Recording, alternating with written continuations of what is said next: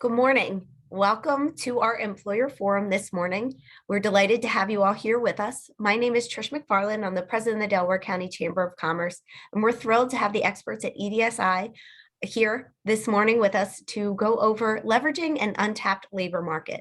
This time, I'm going to hand it over to Jim, and Jim is going to take us through the presentation. Jim, thank you so much for being with us this morning. Thank you, Trish. And first of all, welcome everybody. Thank you for joining us this morning. We're doing this presentation today, and we're also going to do a repeat of this next week. And we're also recording it, so it will be available to share with anybody in your organization.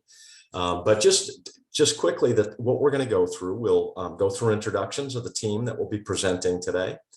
We're going to tell you some key facts about the individuals that we're going to be talking about today and the labor market that we're dealing with. We'll talk about some of the stigmas and benefits. So, in a nutshell, we will be talking to you about people that are in recovery from substance use disorder. And there's a significant pool of these folks that are in recovery that are available to be employed. So we want to talk about stigmas, benefits. We will talk about not only for you as an employer, but the benefits to the community. We'll talk about best practices. There are plenty of organizations around the country that do a great job hiring folks that are in recovery and have had great success with them. So we want to share those practices with you. We will also talk about some of the cultures, organizational cultures and job types that work really well with these folks. We'll tell you some success stories, how you can participate in hiring some of these people, and then give you some points of contact and some Q&A. But before that, we'll just introduce ourselves quickly from the EDSI team. I'm Jim Bitterly. I'm the managing partner of EDSI Consulting, and I've been working with organizations for years on talent management related issues. Everything from attraction to retention to the development of their talent. And certainly these are very, very hot topics today. And this is an area of untapped potential, I think, for a lot of organizations. With that, I'll turn it over to Melanie O'Connor to introduce herself. Good morning, everyone. Great to have you guys here. My name's Melanie O'Connor, and I'm a project manager here at EDSI. I have played several roles in my 7 years at EDSI, from job developer, case manager, program manager, and now I see some of our smaller projects like, the multi-generational programs. But prior to my work at EDSI, I was an adolescent substance abuse therapist, and I did that for 18 years of my life. And that position has certainly afforded me a lot of great information and, a lot of expertise in what addiction looks like, what recovery looks like, and, how we can kind of help people that are in recovery sustain that for a lifelong time. So I'm going to pass it over to Lauren Pearson. Thanks, Mel. Hi, my name's Lauren Pearson, and I am the facilitator team lead for EDSI here in Delaware County. I have been with EDSI for 7 years, initially working in the able-bodied adults without dependence program. During my interactions with them, I returned to school to specialize in drug and alcohol counseling. I really found a niche where I could support some really great people into becoming their best selves and helping them find employment.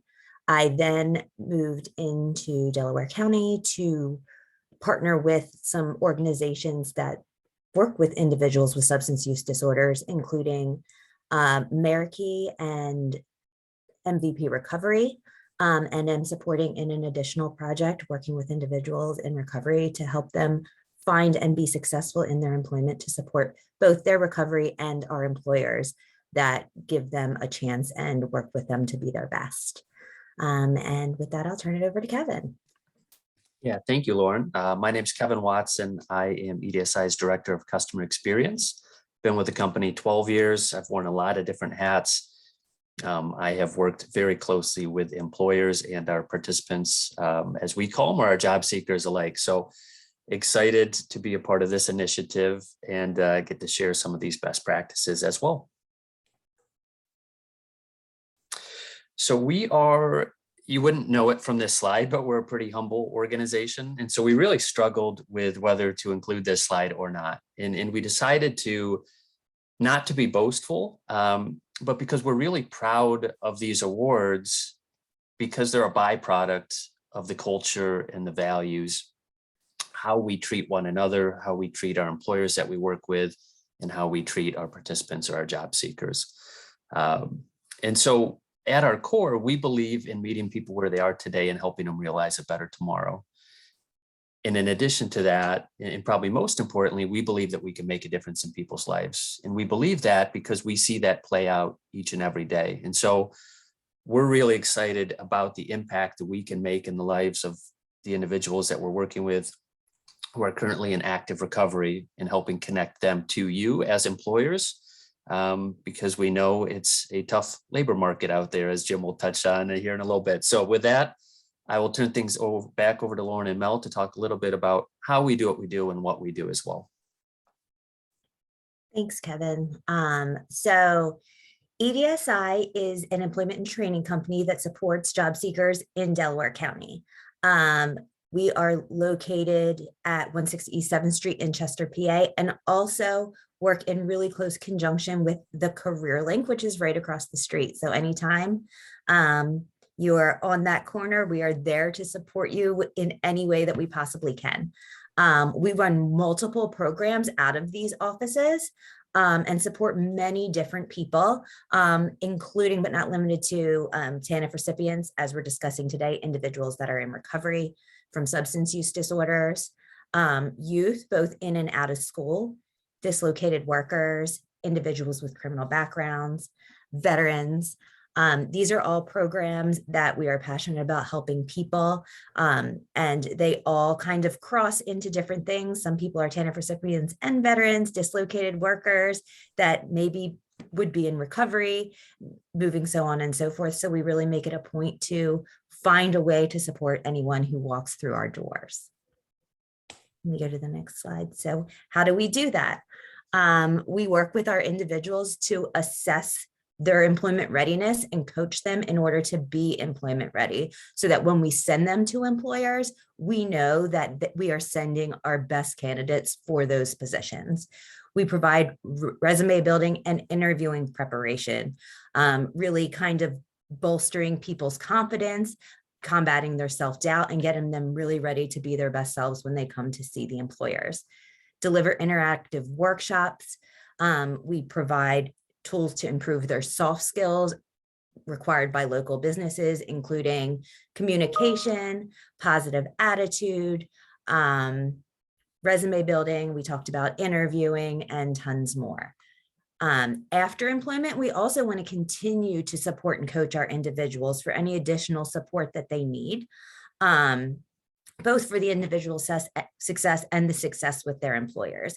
If someone has a problem, they want to talk through, they want to meet with their career coaches, we have people available always to do that and support people to be their best selves. We want to prepare individuals to enter for the first time or to re-enter the workforce after any amount of time that they've been out, and be successful in their chosen profession. Sometimes this means that they've had tons of experience and a career, and we're just trying to support them moving into that. Sometimes they're changing careers. Sometimes it's figuring out what they're passionate about and finding how they can grow into that position. We want to create a plan for them to reach their own goals and empower people to do that by providing them resources and tools. And of course, one of the reasons that we're here is to connect candidates with great local employers so that we can mutually benefit our clients and our community of employers. EDSI is also in, partnerships with a lot of different organizations in the area. As you can see, based on this webinar, we partner with the Delaware County Chamber of Commerce, the Department of Drug and Alcohol, Meraki, that we've worked with people with substance use disorders, also with mental health disorders, Pennsylvania Career Link, who we are really close with and work in conjunction with, and MVP Recovery that has, been with us for the past 5 years, and we have seen some amazing successes with.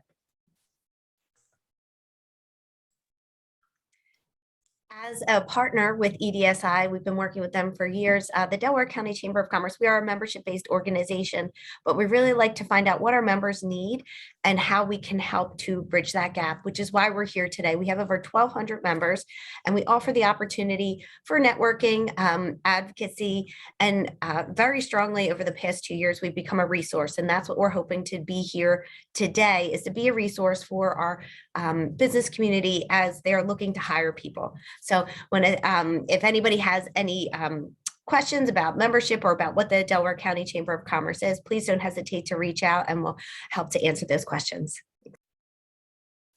Thank you, Trish. Appreciate that. And so let's talk a little bit about, the real why this is so important right now. We spend a lot of time doing research on labor markets, on who's available, what types of skills are out there, et cetera, what's needed. And there's one overwhelming bit of data that has been clear to us for a number of years, and that is that job openings continue to hit records. And by that, I mean, these are unfilled positions. And if you look at that blue line, we are currently over 10 million unfilled positions in this country, which blows away the old record, which was just under 8 million prior to the pandemic. And a lot of people think that the numbers and the labor situation today is just because of the pandemic. Well, the reality is, if you look at 2018, the trend was continuing, and it would probably be just about where we are now, without that blip in the COVID pandemic. So this has been a problem that's been brewing for some time. Essentially, we have more jobs than we have qualified workers. We're also seeing, of course, the Great Resignation is underway. We're seeing job quits at a record level, and we're seeing discharges and layoffs at the lowest level that they've been in many, many years. The other thing that's clear with the data is the average time to fill open jobs. If we just go back 20 years, it was 20 days to fill an open job. Today, the average time is 50 days. In fact, that number is, I'm sure, will probably get into the 60s and 70s. And as you all know, there are many jobs that you might have been looking to fill for 6 months, a year. I talked to somebody recently, they've had a position that they've been trying to fill for over 2 years. So if you are the hiring manager, the head of HR, if you own your own organization or you're a key executive in an organization, you're probably pulling your hair out because you can't find the talent you need, right? It's hard to achieve your strategic and financial goals if you don't have the people, if you don't have the talent you need to run your business effectively. And here's a perfect sign of the times, right? This $1,500 sign-on bonus at Burger King. I went by a Wendy's the other day, and there was a $3,000 signing bonus just to join. And I'm sorry, my computer's acting up. There we go. So imagine that. I mean, a $1,500 signing bonus for Burger King. That's where we've gotten to today. When I talk to chief human resource officers and owners and leaders of companies, they feel like they're looking for people that just don't exist. We call that the purple squirrel, the elusive purple squirrel. We're looking for them and we just can't find them. So it's time to reimagine and to rethink how we're looking for people, the types of people that we're looking for, and really rethink, our internal culture, our processes, et cetera, because otherwise this war for talent is not going away. It's going to get worse. And if we just continue to do things the way we've always done them, we're not going to have great results. So when we look at Delaware County, today there are over 13,000 citizens in Delaware County with substance use disorder, SUD. So these are folks that are that have a substance abuse issue. And we have 3,000 of these individuals that are currently in recovery. And we work with these people. These are folks that have recognized they have an issue and that are actively seeking and improving. And Lauren and Mel are going to talk about them in detail so you understand the difference between those that are active and those that are in recovery. Now, when we really think about this, this is a new source of labor. These 3,000 folks that are in the county are a new source of labor. And if you understand how to effectively hire and manage and work with these people, you can have tremendous success with them. So with that, I'm going to turn it over to Lauren and Mel to take us through some of the myths and facts. Thanks, Jim. Appreciated. So one of the things that we really want to talk about and address are the myths associated with persons with a substance use disorder, and provide some facts that will help you better understand this population and what great qualities they bring to the table as an employee, that will help you fill some of the positions that you're looking to fill.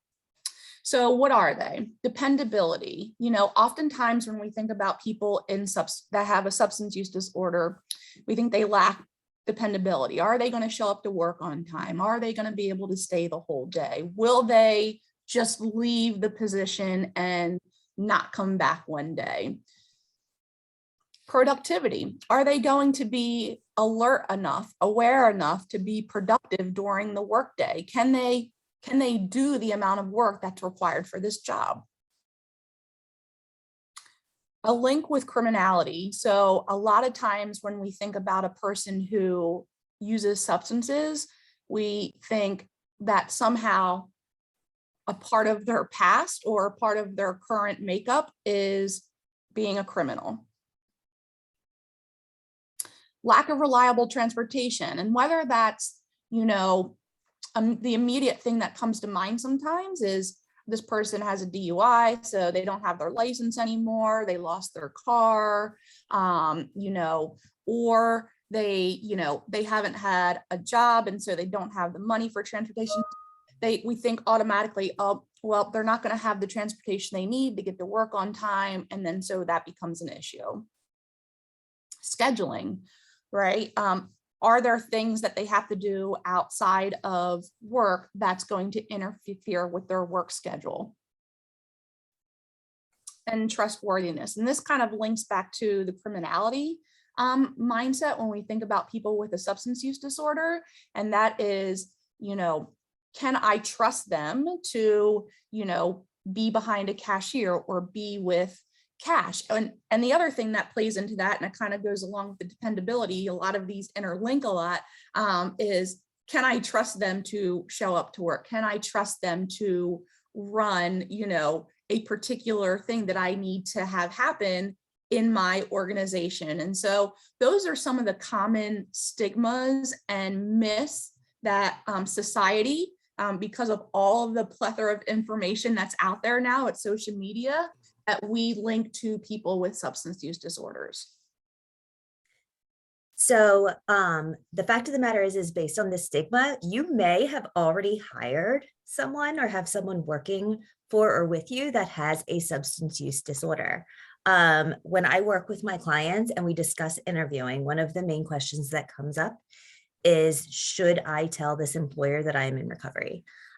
For some people, it is paramount and important that they live their truth, that they are completely transparent, that their employer knows what's going on and supports them.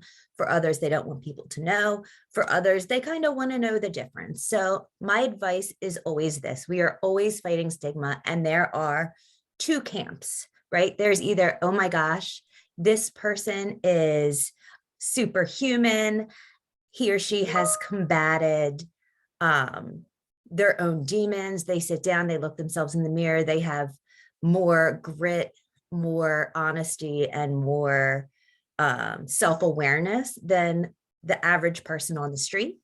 And the other side is going to be, oh my gosh, I don't know if I can have this person in my workspace, they may disappear one day, money might disappear from my cash register. There's very rarely middle ground. I often compare it to if you tell someone you're a single mother of 3 in an interview, it's either, oh my gosh, this woman is superwoman, she can multitask, this is amazing, I can't wait to hire her because I know she can balance 15 things at once, or, oh, so what you're saying is you're going to have to come in late. You're going to have to leave early. You're going to call out because your kids are sick. There's very rarely that like middle of the road, like, oh, it's fine response. And generally things are going to lie in the middle. Part of the stigma that we are combating is people's idea of what addiction is. There is a difference between active addiction and being in recovery and being in active recovery. Someone that is in active addiction is going to be, you know, that deferred stereotype, stigmatic kind of thing that they are actively using a substance that then affects their life and choices, sometimes not in the best way. And that, you know, having that active addiction has the ability to possibly affect their work-life balance. Also, one of the things about active addiction is there are some people that are in active addiction and hold jobs, are still reliable employees, are parents, are educated, are in an employment path, and you know, are going to be looking for some support and help, but bring a lot of other things to the table. Active recovery is a little bit different and something that we really want to make sure that we're talking more about. And I want to definitely pass that over to Mel so you can talk more about active recovery. So active recovery, you know, this is someone who's really evaluated the situation that they're in and made the decision to do something proactive about it. And if, you know, in general, you know, this takes an abundance of self-awareness, right? To look at your entire environment, inventory everything in it, and identify and admit that you need help, right? As general people, it's probably one of the hardest things that we do is ask for help, because then we're admitting that we can't do things on our own. But you know, they have gone through some form of recovery program, whether that consists of a nightly meeting, a structured inpatient or outpatient program, or often it's a combination of both. So they are getting and seeking a plethora of help in different areas so that they may change the things that they identify that they want to change. And the thing that I really, really want to stress upon is active recovery is lifelong. This is something that people make the decision to say, I want to stop this, and I know that I'm going to have to continue to do these things to stay in active recovery. So it is a lifelong thing. And that brings us to, well, it's no different than some of the other medical disorders that we have and that we would be unaware of as employers that people have. So whether it's someone with high blood pressure or heart disease or asthma, these are all lifelong conditions that people have to seek treatment for the entirety of their life. And substance use disorders is no different. Someone in active recovery is no different than those people who have other health disorders that need lifelong maintenance in order to thrive and be healthy. So really the gist of what we want to talk, you know, to really grasp our head around is that people are simply just people, right? They come from all walks of life. They have all things that, you know, that they have in their environments, and that people in recovery are just like anybody else that's on the street. Thank you, Mel. So one of the interesting things here is that employment is really the best predictor of success for people in recovery. And this data is pretty strong in many studies. And frankly, when you look at national data, national research, the number one thing is if we can get somebody in active recovery and we can get them employed, they're going to have a higher probability of success. So what's in it for you, right? As an employer, well, let's think about it. First of all, as I said earlier, there are 3,000 individuals in active recovery that we know of, right, in Delaware County. So this is a new source of talent, and there is a way to work with these folks very effectively. But there's some really kind of cool attributes to these folks. One of the things is that they're often more thankful employees. You know, one of the issues that I think we all suffer from is we struggle with new employees and a lot of people where we bring them in, and the attitude is sort of what's in it for me instead of, you know, gosh, thank you for the job. Folks that are in inactive recovery are very thankful to have the job because they know that it's a real opportunity for them to continue to take that next step and improve their own lives. These individuals are also more resilient, right? They've been knocked down and they've had some tough times. And because of that, they've become more resilient, and small things that happen on the job are not going to be devastating to them, right? Sometimes we may get a younger or a newer worker and something little happens and you think it's the end of the world. These folks are resilient. They can handle that. They also are more self-aware. They've had to go through a lot. They've had to be introspective about their own behaviors, their own activities. And so they're more aware of their personalities, their strengths and weaknesses. And so they're going to bring that self-awareness to you and to your organization. They also often have a better work ethic, right? These are folks that want to stay busy. These are folks that when they're in active recovery, they know that the busier they are, the better off they are. And so they're going to look for more responsibilities, and they will have a good work ethic. And frankly, there's continuously, we see a desire for more responsibilities. Give me more, give me more. How often do you hear that from many of your employees, right? They also have a desire to prove themselves. Many individuals have been embarrassed maybe by or shamed by what's happened to them in the past. And as Mel said, you know, these are brothers, sisters, mothers, fathers. These are people that may have an addiction to a pain med that had never had an issue in the past, right? So we're talking about people that want to get back on track, and they want to prove themselves not only to you, but to themselves and to their family and friends. Folks that are in recovery often have additional insight, right? They've gone through a process, an awakening process that gives them insights to the world that a lot of people don't take the time to really think about. And these individuals have had that time to be aware and introspective and gain insight. And lastly, as I said before, if they're in active recovery, they have a lower probability of relapse. And people that are in active recovery are taught this, right? They know that if they're working, they're going to have a better chance of success. So there is a lot more to it for you than you think as an employer. This isn't just, gosh, I'm going to take a chance. I'm going to do this person a favor. There's a lot of positives in this for you. So when we think about your organization, you're also part of a community, right? When we look at Delaware County, the fewer folks that are struggling with substance abuse disorder or substance use disorder, first of all, you're going to have more candidates as a business, right? So that's great for the community. But frankly, the more of these individuals we hire, the lower the unemployment rate is, which is also good for the community.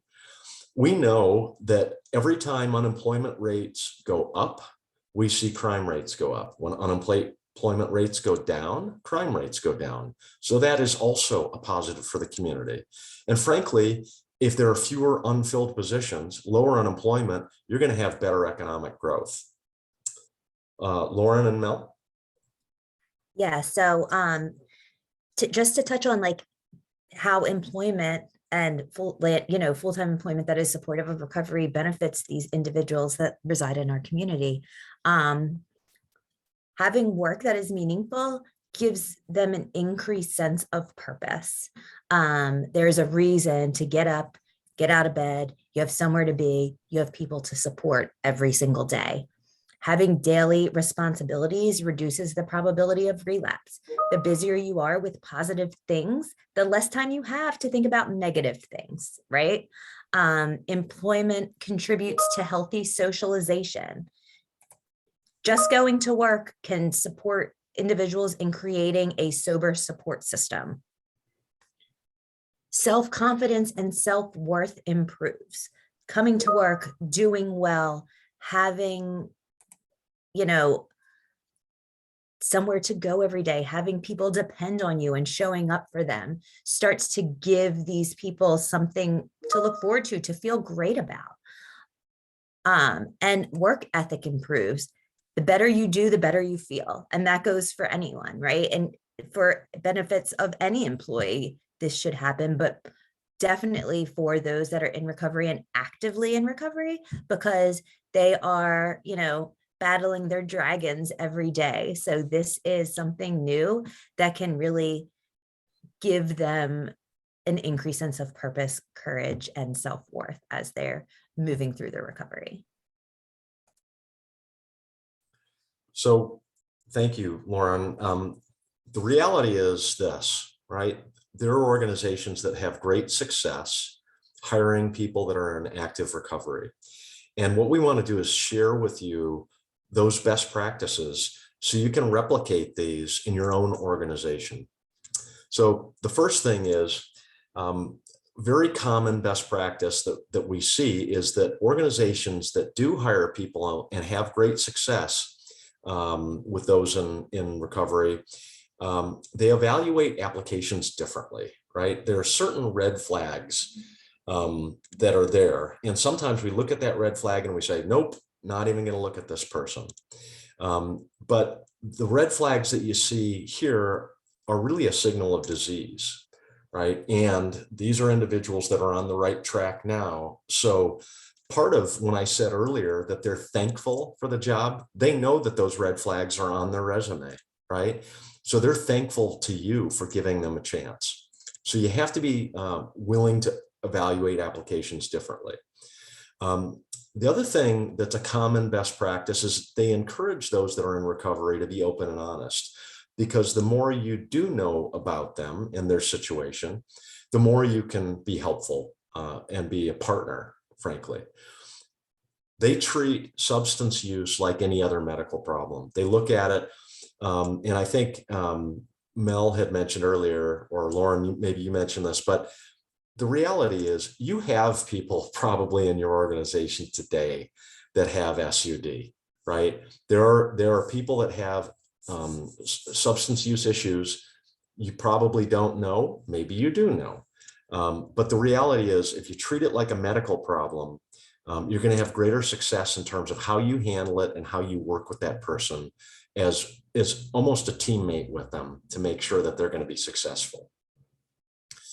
Create a corporate culture that acknowledges SUD and offers a vision for them, right? You have to be create a culture where people feel okay about talking about it, getting the support they need, being able to talk to somebody when they need to talk to somebody, and creating the flexibility that sometimes those individuals may need. Policies and resources that that support prevention. Some of the just examples, right? Having, if somebody has to go see a counselor, don't make them use PTO, or vacation time, right? Create a system where they can do that and they're not penalized for it. The last thing you want to do is create an environment where they're penalized to go for counseling or treatment or whatever it might be on that particular day and time. And the reality is if they stop going, that's more harmful. So want to make sure that all of your policies and resources are really sort of in alignment here. Another best practice is creating what is called a pathway to employment program. Pathways to employment are excellent because sometimes people are in active recovery and they still have significant requirements in terms of meetings, sessions that they may be going to, and it's hard for them to have just a regular full-time job. So start with a part-time job and show them and work with them to say, hey, if we can get to a certain point, then we convert that to a full-time program. So sometimes that can be very helpful, starting these individuals in a part-time, not always, but sometimes starting with a part-time role is helpful. Create a recovery-friendly workplace. Often what we see is the organizations that do a great job here, they don't just hire one person, they have multiple people, and they have kind of internal support networks built to help these individuals. So they always have somebody that they can lean on, that they can talk to when they need to. Be open-minded, right? I think I am a baby boomer and I grew up in a lot of old school with a lot of old school businesses, right? And look, there was a way we did business and there was a way we were expected to act, behave, work, etc.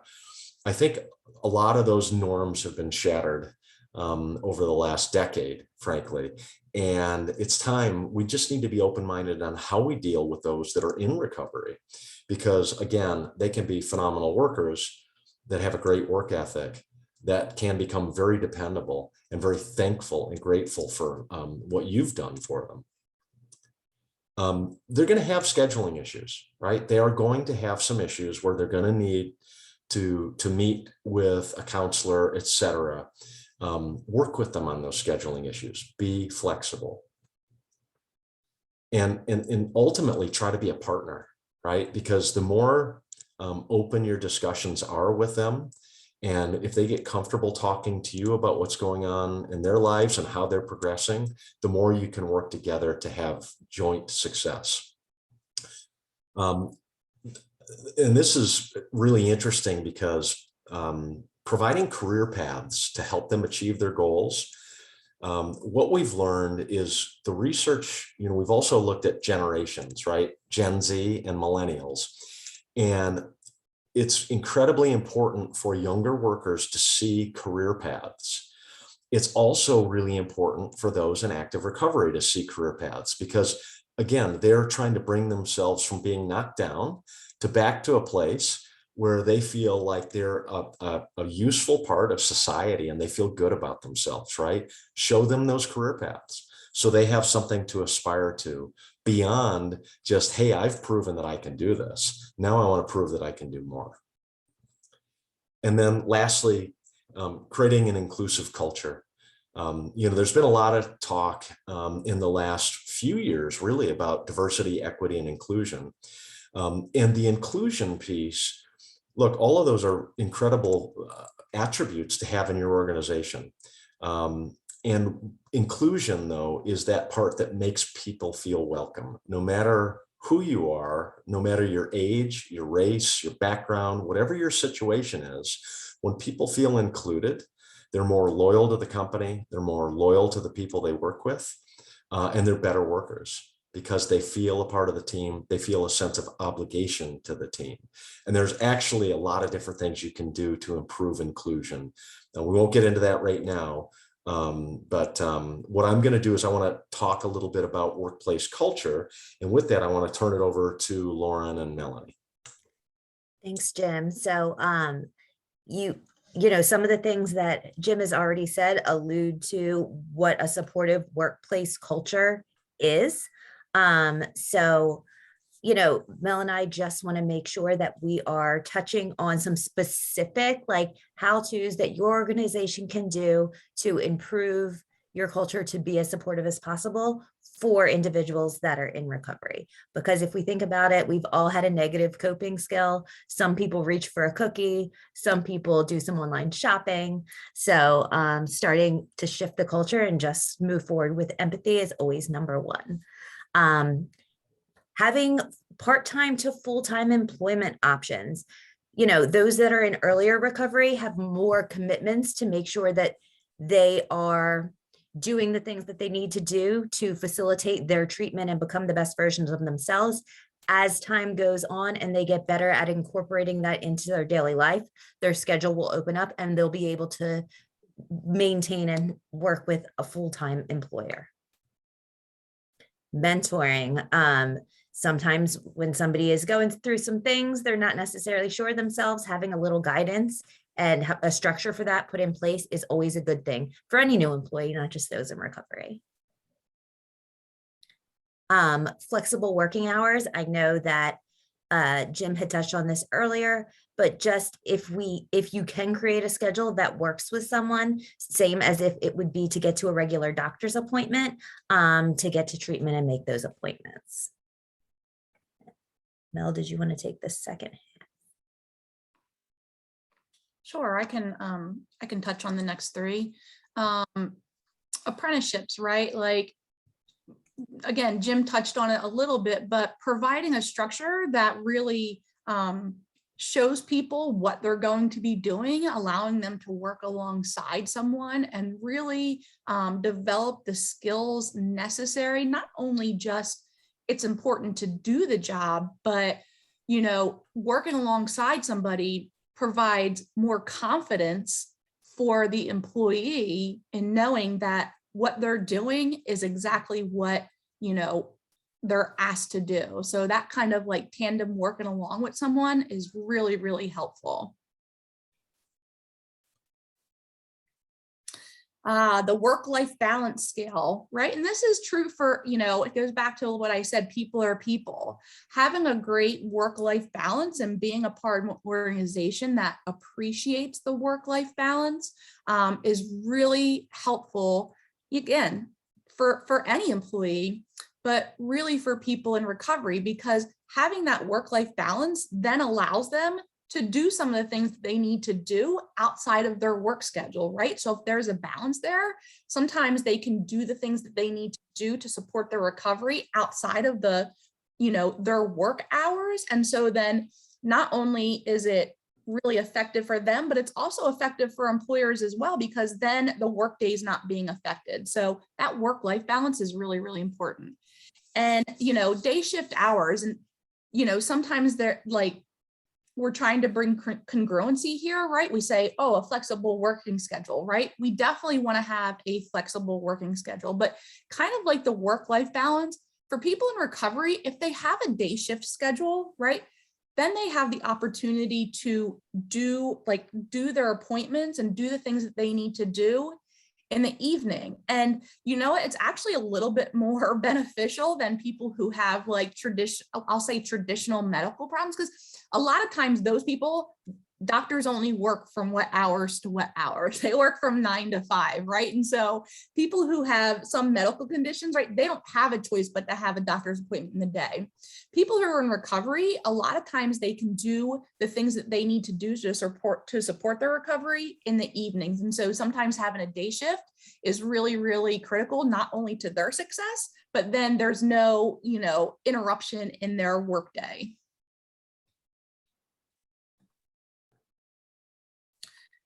Consistency, like having a consistent schedule. And again, I like sometimes we're like, oh, well, you just said flexible schedule in the last one.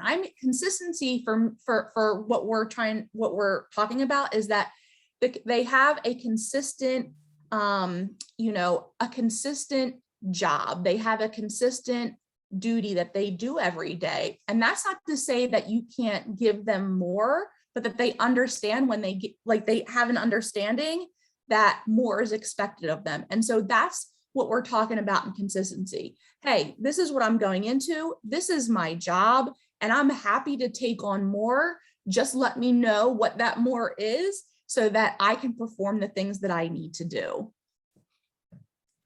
So making a difference. Client, like these individuals want to pay it forward. They want to help other people. Sometimes being on the other side of a dark place really motivates you to want to really help other people feel that same way. Staying busy, we talked about it before. You know, just making sure that throughout the day there are things to do. You don't get caught up in your head. You have things you can check off your list. small wins every day by staying busy is always a great thing for our clients. And paying it forward. When you feel like you're making a difference, when you feel like you're helping others, you feel good. It's actually part of their recovery to pay it forward, help others, and make a difference in their lives. A sense of purpose, right? I think we continue to go back that again, all of these things that we're talking about are important to anybody in your organization, right? Having a sense of purpose, when you feel like you have a sense of purpose in your job, it just automatically makes you want to give more, right? If you're not feeling purposeful in what you're doing, the chances of you following through and like wanting more is less, right? If we feel like, God, I really have a purpose here in this organization, I really have a sense of I am a part of this organization and what they're trying to accomplish, man, the excitement and the work just kind of goes through the roof. And last but not least, when people are in, I'll say early recovery, having, the ability to not have to say yes to overtime is really critical. And that's because like those hours that we would be expecting of them to work overtime are really the hours they need for appointments, but also rejuvenation, right? A really critical component to recovery is rejuvenation, because it helps them to kind of center themselves and reflect on where they're at in their recovery process. And having those hours to do that rejuvenation and do their appointments really is just a supportive, an overall supportive arch to their recovery. So success stories, having been in a position to partner with local recovery programs in Delaware County, I've also had the added benefit of seeing the amazing successes that come out of those programs. For me, some of like my best successes are going to be those individuals that started in our program and then moved to work for EDSI. When we are telling you that it is a great idea to hire individuals that are in recovery and are serious about their recovery, we are practicing what we preach. What I found is that as career coaches, we have seen that people that have come out of these programs are really great at having difficult conversations. They can have an empathetic, difficult conversation without judgment, which just supports our clients in the best way. We have also, had successes outside of EDSI. One in particular that speaks to me is we had a gentleman who wanted to work in banking, but it always had labor positions. So he worked with his career coach and with our recruiter, and found a part-time position that as a cashier at a grocery store to get cash handling assistance, then got a customer service position over the phones, and then was able to move into a position where he's working for a bank and able to move up and use his work ethic and his growth mindset to really foster and launch him further in the company. Yeah, this quote came from, I'm sure he may have borrowed it from somebody else, but I worked with several different cohorts in Detroit as part of a manufacturing boot camp. And there was an individual who used this quote a lot, and we would ask him to come back and speak to subsequent cohorts. And he always said, there's a reason why the windshield's so big and the rearview mirror is so small. And he would tell people, don't be defined by your past, right? Don't spend so much time looking back at the prior mistakes you made and what got you to where you're at today. Focus on the future and making, a better life for yourself. And so proud of this individual. He was in active recovery when I met him, was living in transitional housing. He ended up getting a job. He got promoted 3 times. He would literally be at the gate of the manufacturing facility when the plant manager would show up every day. So he was the first person there every day. He would volunteer. And, since then he's purchased his first house, he's bought his first car, he reconnected with his estranged daughter, and he's been a tremendous mentor and inspiration for so many other folks. And there's countless stories like that, right? We had 5 different cohorts in Detroit. Maybe 10 to 15% of those were folks in active recovery, and they were some of our best and most inspirational individuals. And they just had a commitment and a passion. So if you have been inspired by what you've heard and you're interested in learning more about how you can tap into this labor market that we just discussed, here is Keith Moore's information. Keith is one of our business service representatives. We have his email and phone number here. So if you are interested in learning more, please connect with Keith. And then one other thing, Jim, if you want to progress to the next slide here. We are going to be having a panel discussion on Thursday, March 24th at 9:30. So we have one of the founders of Recovery. We have a labor law attorney who is most likely going to join. We have a state senator who has expressed interest in participating in this panel. And so we want, kind of a plethora of folks from different aspects and different industries to be able to share additional insights and knowledge so that you can further boost your confidence and excitement level in working with individuals in recovery. So please put that on your calendar as a placeholder. With that, we'd love to say thank you and turn it back over to Trish and Jacqueline to see if there are any questions.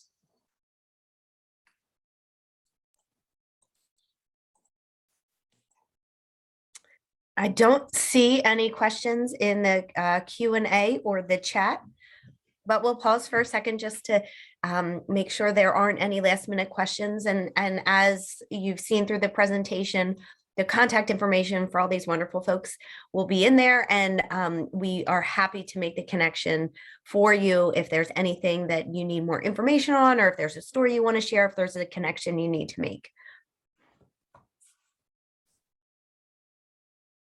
So not seeing any questions. You guys did a phenomenal job. You've answered everything. Nobody has any, outlying information that they might need. So I want to thank you all for your time this morning. I want to thank you for bringing this information, and hopefully we will make a connection or two just right here this morning, and we can continue to help get these folks into the jobs that they need not desperately, that they need and the employers need for them. So thank you again for your time this morning, and we will see you all soon. Thank you, everybody. Thanks, everyone. Thank you. Thank you.